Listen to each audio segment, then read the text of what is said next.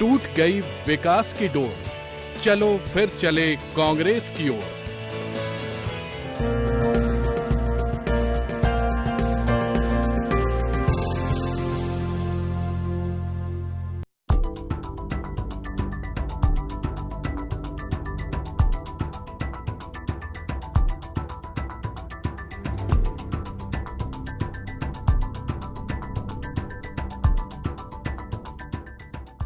देश की राजधानी दिल्ली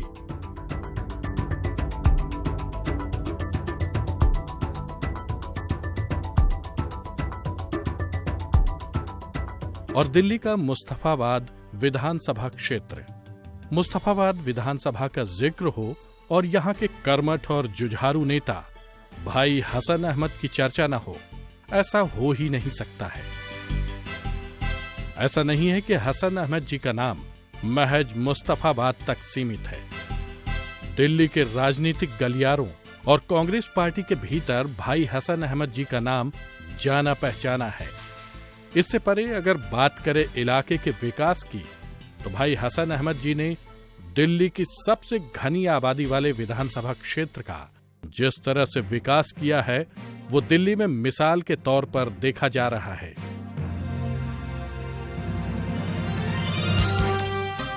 हसन अहमद जी ने जिस तरह से अपने इलाके को चमन बनाया, उसे काफी शोहरत हासिल की है।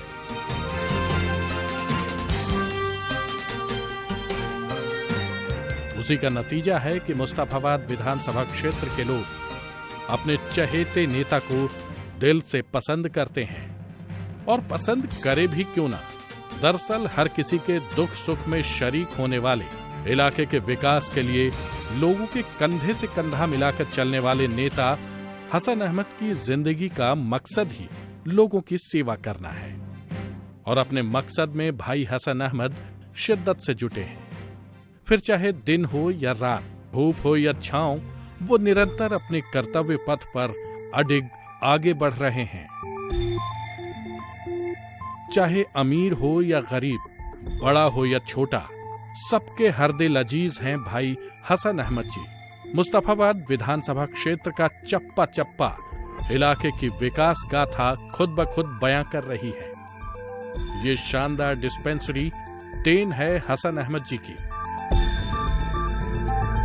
यहाँ इलाके के लिए सर्व सुविधा युक्त लैब के साथ तमाम आधुनिक मशीनें लगाई गई हैं, जहां लोगों का इलाज होता है। यही कारण है कि लोग महंगे अस्पतालों की ओर रुख न कर अपने इलाके की डिस्पेंसरी में ही इलाज कराते हैं। अगर भौगोलिक दृष्टि से देखें तो इस इलाके को 2 भागों में बांटता है बीच से निकलने वाला नाला, जो इलाके के लोगों के लिए मुसीबत का सबब था। लेकिन भाई हसन अहमद जी की दूरगामी सोच का ही नतीजा है कि आज ये नाला अब लोगों के लिए मायने नहीं रखता है।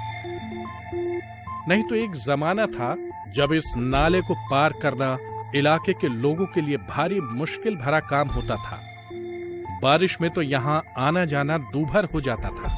लेकिन जब से इलाके के लोगों ने हसन अहमद जी को अपना विधायक चुना, तब से मानो उनकी समस्याएं एक एक कर खत्म होने लगी हैं। मसलन शिव विहार की ओर जाने के लिए एक नहीं बल्कि हर वार्ड में जाने के लिए नाले पर पुलों का निर्माण कराया गया है, जिससे अब इलाके के लोगों के लिए भारी सुविधा हो गई है। नहीं तो बारिश के दिनों में यहाँ आवागमन ठप हो जाता था। देखिए, मैंने कभी इलेक्शन में झूठ नहीं बोला। लोग झूठ बोलते, मैं उस पर नहीं जाता। मैंने काम करके दिखाया, जो कहा था वो किया है। और अभी मैं अपनी जनता से इस इलेक्शन में ये वादा करना चाहता हूँ कि जैसे मैंने पहले कहा कि हम स्कूल बनवाएंगे, रोड कोई यहाँ नहीं बचेगी। सीवर का काम हमने अभी शुरू कराया है। उस सीवर को टोटल हम जब तक कंप्लीट नहीं करा लेंगे, जब तक चैन से नहीं बैठेंगे। जिस तरह से ये बहुत बड़ा काम है नालों को कवर कराने का, हम नालों को कवर करके बताएंगे। जब तक हम चैन से नहीं बैठेंगे, जब तक नाले कवर नहीं हो जाएंगे, उससे जनता को फायदा होगा। हमारी जनता बड़ी परेशान है, लेकिन मैं उनको बताना चाहता हूँ कि 15 साल के कांग्रेस के राज में जो शीला दीक्षित के नेतृत्व में और सोनिया गांधी के नेतृत्व में दिल्ली में हमने किया, उसको उठाकर देखिए कि आज दिल्ली में मेट्रो और जितने फ्लाईओवर्स हैं और दूसरी सुविधाएं हैं, ये हमने दी, ये कांग्रेस ने दी और हम वहीं से पैसा लाए। 18,000 पेंशनें मेरे मुस्तफाबाद से जाती हैं, जिनका टोटल मनी जो है एक साल की 33 करोड़ बैठती है, 33 करोड़। तो ये किसने किया? ये हमारी सरकार ने किया। मैं अपील आप लोगों से करना चाहता हूं कि वोट उसको दें जो आपके काम आए, जो आपका काम करे। वोट ऐसे लोगों को ना दें जिनकी छवि खराब हो, जिनका जनता से कोई लेना देना ना हो। एक बार आपने वोट दिया है, 5 साल के लिए आपको पछताना ना पड़े, ये मैं आपसे अपील करना चाहता हूँ। मैं आपका सेवक हूँ, आया हूँ, आपकी सेवा करता रहूँगा। मैं यहाँ से कुछ लेने के लिए नहीं आया हूँ, आपको सेवा के माध्यम से कुछ देना चाहता हूँ। मुझे भगवान ने 2 रोटी दी है खाने के लिए, मैं आराम से खा रहा हूँ। और जो दूसरे लोग इलेक्शन के दौरान में प्रचार करते हैं, ये है, ये है, हम उस रास्ते पर नहीं चलना चाहते। इस देश में जो भी धर्म का व्यक्ति है वो हमारा भाई है। पहले वो भाई है, धर्म बाद में है। लेकिन कुछ लोग हैं जो धर्म का सहारा लेके चलते हैं, उनसे हमें होशियार रहना है, उसके चक्कर में हमें नहीं पड़ना है। आज हमारा अपना आदमी वो है जो हमारे दुख और सुख में काम आए। फूलों की जो सौगात लोगों को मिली, इससे लोग फूले नहीं समा रहे हैं। इसके अलावा नाले के किनारे किनारे सुरक्षा के लिए दीवार भी बनाई गई है, ताकि आए दिन होने वाले हादसों को टाला जा सके और बच्चे भी सुरक्षित खेल कूद सके। इसके अलावा बारिश के दिनों में नाले में उफान आने पर कीचड़ मलबा भी लोगों के घरों में न घुसे। साथ ही किनारे किनारे सीमेंटेड सड़क का भी निर्माण कराया गया है, जो इलाके की सुंदरता को 4 चांद लगा रहा है। शिव विहार में ही स्थित शमशान भूमि पर कई कमियां थीं। मसलन देवाधिदेव महादेव की खंडित मूर्ति लगी थी और शव यात्रा में आए हुए लोगों के लिए बैठने तक का समुचित इंतजाम नहीं था, जिसको देखते हुए भाई हसन अहमद जी ने पहले तो खंडित मूर्ति को हटवाकर विशाल मूर्ति स्थापित कराई और बैठने के लिए भी बेंचों की समुचित व्यवस्था कराई। शिव विहार का यह इलाका कभी कीचड़ से लथपथ होता था, लोगों का घरों से निकलना मुहाल था। लेकिन जब से हसन अहमद जी ने इलाके की कमान संभाली है, तब से इलाके की तकदीर बदल गई है। छोटी हो या बड़ी, सकरी हो या चौड़ी, एक एक गली मोहल्ले में सीमेंटेड रोड का निर्माण कराया गया है। पानी की निकासी के लिए बाकायदे नालियां बनाई गई हैं। नतीजतन आज पूरा इलाका गुलजार है। भाई हसन अहमद जी ने समाज के हर वर्ग को बराबर तरजीह दी है, तभी तो हर एक समाज के लिए कम्युनिटी हॉल बनाया है और कुछ तो अभी भी निर्माणाधीन है।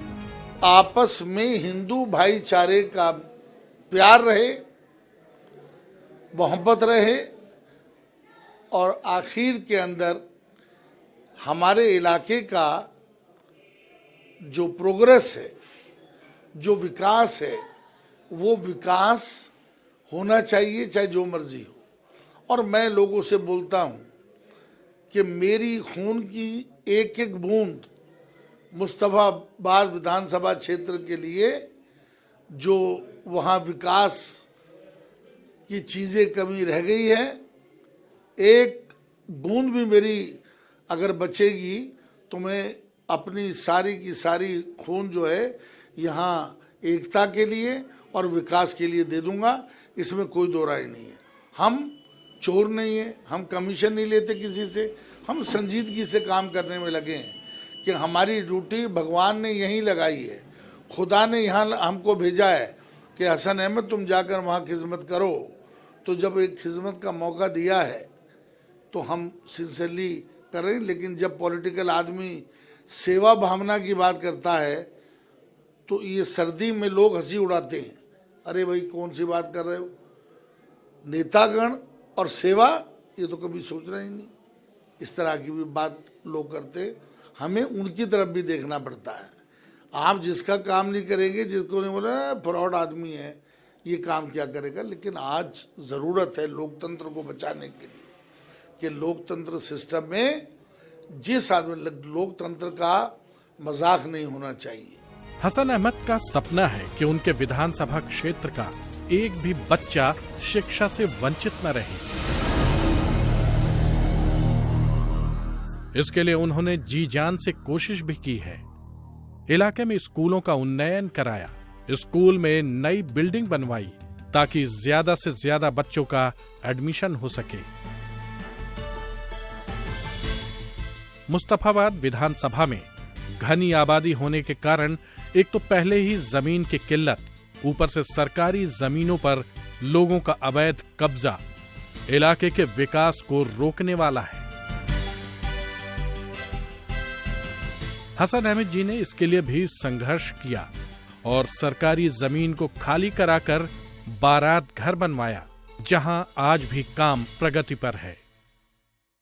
बहुत से काम अभी मुस्तफाबाद में बाकी हैं, जैसे बैंक बनवानी है, स्कूल बनवाना है, रामलीला मैदान में स्कूल बनवाना है, चौपाले बनवानी है, और जो डीएमएस की जहाँ सब्जी वगैरह गवर्नमेंट रेट पे मिलती है, मदर डेयरी है, तो इन चीज़ों का। लेकिन मैंने जैसे बताया कि हमारे यहाँ जगहें नहीं हैं, लेकिन उसके बाद भी हम जगहों को निकालने में लगे हैं कि आने वाले समय में भी हमारे पास कुछ चीज़ें हों। लेकिन यहाँ अपना मुस्तफाबाद में तो आप समझते हैं कि आखिरी पड़ाव है, और उसके आगे जो है बीजेपी की सरकार पड़ जाती है उत्तर प्रदेश के अंदर। लेकिन हमारी पूरी कोशिश है कि आने वाले समय में जो स्कूल हैं ये अपग्रेड हों, इसमें मॉडर्न टेक्नोलॉजी के स्कूल्स हों। जो आजकल चल रहे हैं वो होने चाहिए, वो ही नहीं है घिसा पिटा 10वीं का सेम जो है। अभी काफ़ी चेंज हुआ है सफाई में और हर चीज़ में, कि इसके लिए हम लड़ाई लड़ेंगे। हॉस्पिटल की बड़ी हमारी तमन्ना यहाँ जगह पड़ी है कि हॉस्पिटल बनना चाहिए, इसमें कोई दो राय नहीं है। उससे इलाके की फाइनेंशियल पोजीशन भी ऊपर जाएगी। इसके अलावा रामलीला मैदान में भी 1600 गज जमीन खाली कराकर लड़के लड़कियों के लिए स्कूल बनाने का इरादा है,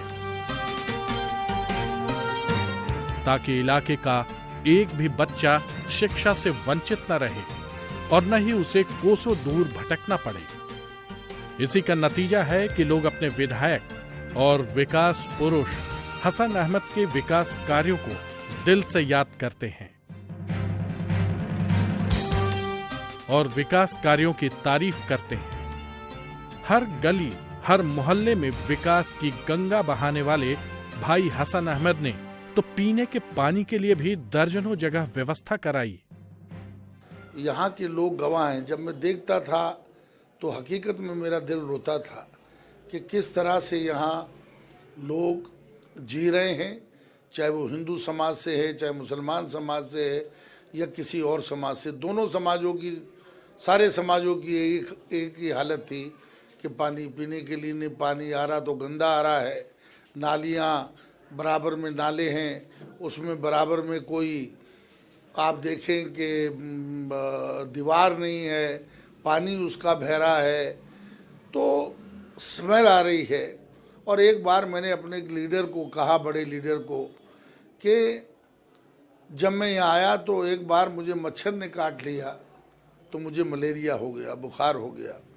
लेकिन आज ऐसी हालत हो गई कि मच्छर अगर मुझे काटता है तो मुझे बुखार नहीं होता, बल्कि वो मच्छर मर जाता है। इसका मतलब ये है कि हमारे शरीर में जितना मच्छरों का जहर था वो हमारे शरीर में घुस गया और हम हैबिचुअल हो गए। तो जो जहरीली चीज़ हमें काट लेती है वो खुद मर जाती है, क्योंकि उससे ज़्यादा जहर हमारे शरीर में चला गया। जो यहाँ लोग पैदा हुए उनकी क्या हालत होगी। स्कूल, जो सरकारी स्कूल, उन पे पोटा केबल नहीं थे, वहाँ पर तिरपाल लगी हुई थी, फटी हुई।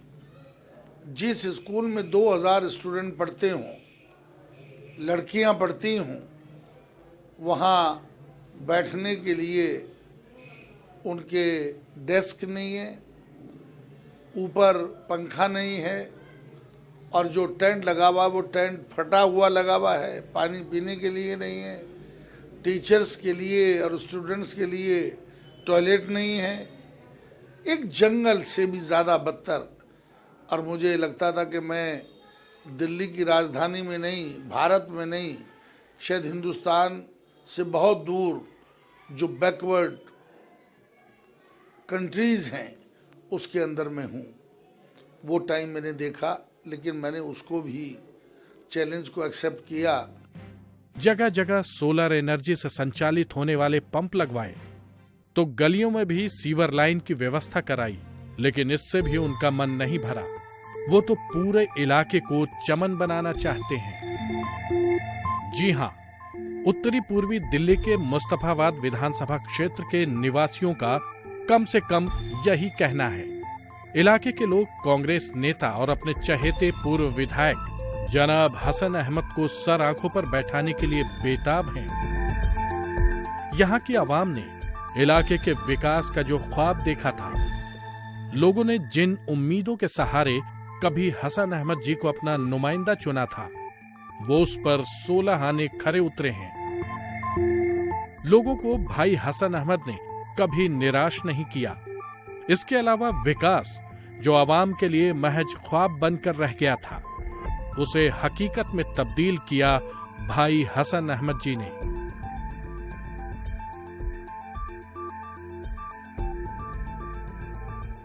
इच्छा है मेरे दिल से कि एक बहुत आलीशान स्कूल बने, और एक वहाँ बैंक बने, एक चौपाल टाइम की जिस पर लोग अपनी बेटियों की शादी करें, बेटों की शादी करें, ये यहाँ नक्शा हो। और एक डिस्पेंसरी हो, अच्छी डिस्पेंसरी हो, जिस पर लोग जाकर इलाज करा सकें, अपनी ज़िंदगी को बचा सकें। लेकिन आज हर चीज़ सियासत बन गई।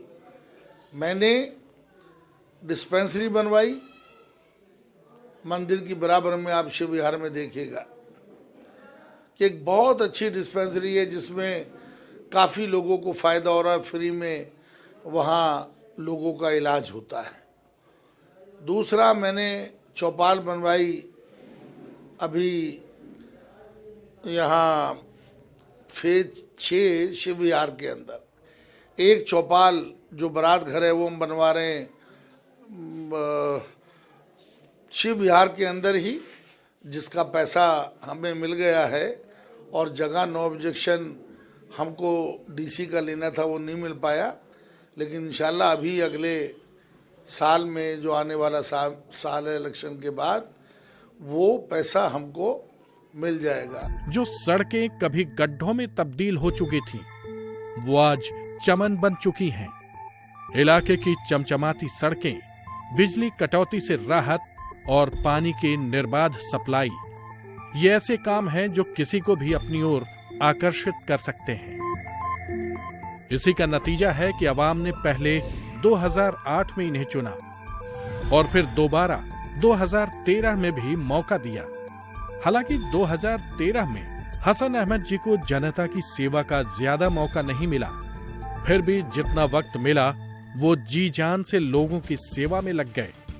पूरे इलाके में लोगों से मुलाकात करना और मिलकर विकास का खाका तैयार करना और उसके हिसाब से प्लानिंग कर काम को अंजाम देने की उनकी आदत को लोग खूब पसंद कर रहे हैं। सबसे बड़ी बात है, समाज के हर तबके और हर बिरादरी को वो बराबर का सम्मान देते हैं।